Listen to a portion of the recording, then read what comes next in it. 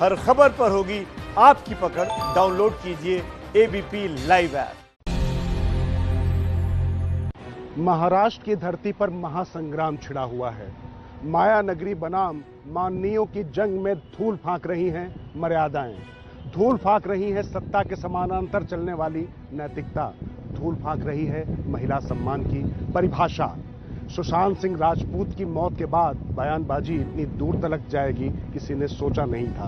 किसी को अंदाजा नहीं था कि सुशांत सिंह राजपूत की मौत पर शुरू हुई ये बयानबाजी राणौत बनाम राउत की पराकाष्ठा को पार कर जाएगी। लेकिन इसी में छिपी है वो गहरे राज की बात, जो शिवसेना की सीना जोड़ सियासत और कंगना की मुंहजोरी के बीच छिप कर रह गई।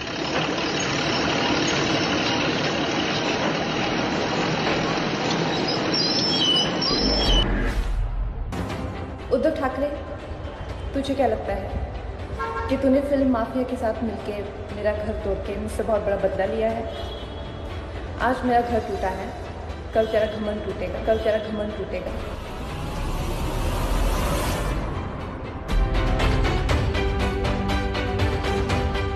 सिलसिला शुरू हुआ मुंबई की बपौती को लेकर।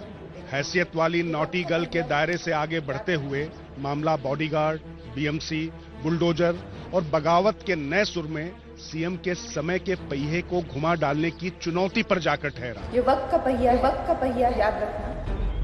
बात सिर्फ इतनी सी होती तो खत्म हो जाती, लेकिन यकीन मानिए जब आज हम आपको इस कहानी के पीछे छिपे राज को उठाएंगे तब आपको समझ में आएगा कि कई बार जो दिखता है वो होता नहीं और जो होता है वो दिखता नहीं।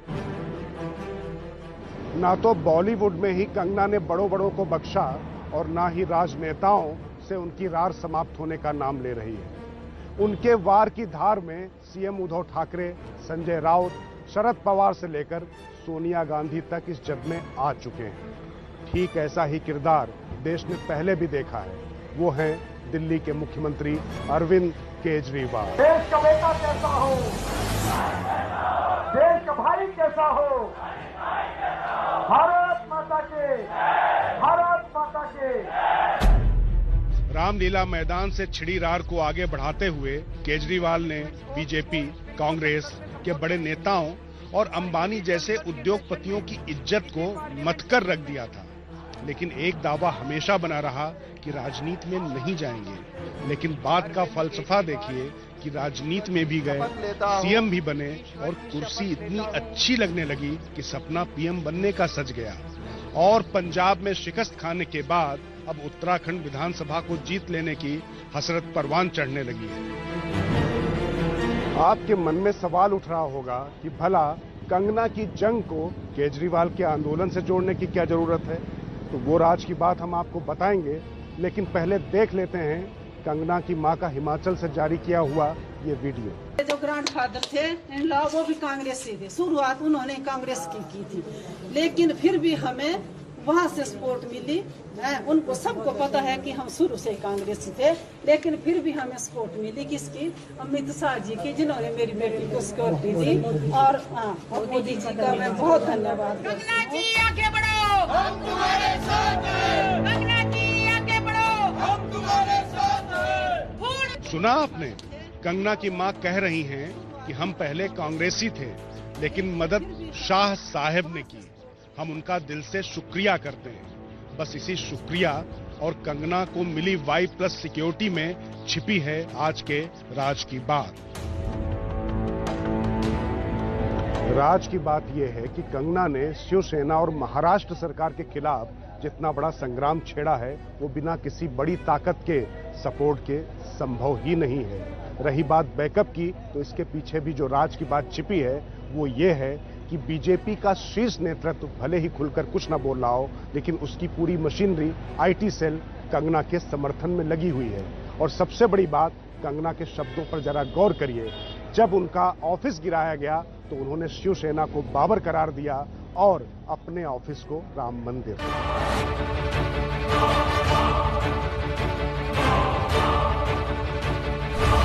और आज मैं इस देश को वचन देती हूँ कि मैं सिर्फ अयोध्या पे ही नहीं, कश्मीर पे भी एक फिल्म बनाऊंगी।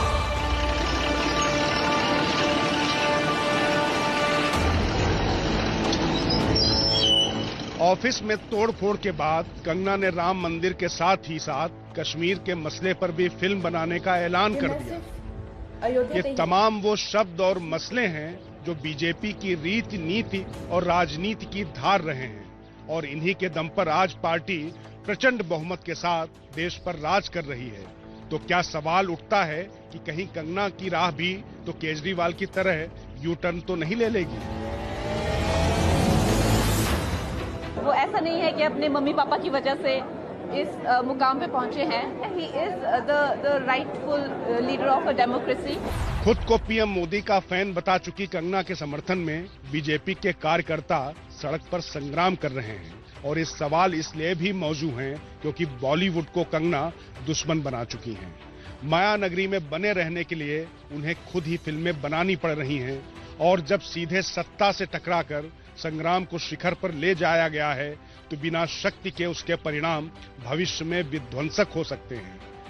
ये बात कंगना भी निश्चित तौर से समझती होंगी, तभी तो जब रामदास अठावले मिलने पहुंचते हैं तो कंगना मंझी हुई राजनेता की तरह ये बताना नहीं भूलती कि वो बाबा साहेब के संविधान का बहुत सम्मान करती हैं। हमें तो बाबा अम्बेडकर जी के संविधान पे बहुत गर्व है, बहुत प्राउड है, बहुत फैन है। हमारा सौभाग्य है कि आप हमारे घर आए।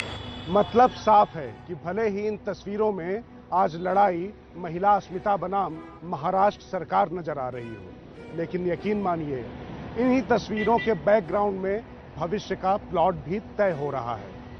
आश्चर्य मत कीजिएगा मुंबई में छिड़ी ये जंग अगर आने वाले समय में चुनावी रंग में तब्दील हो जाए।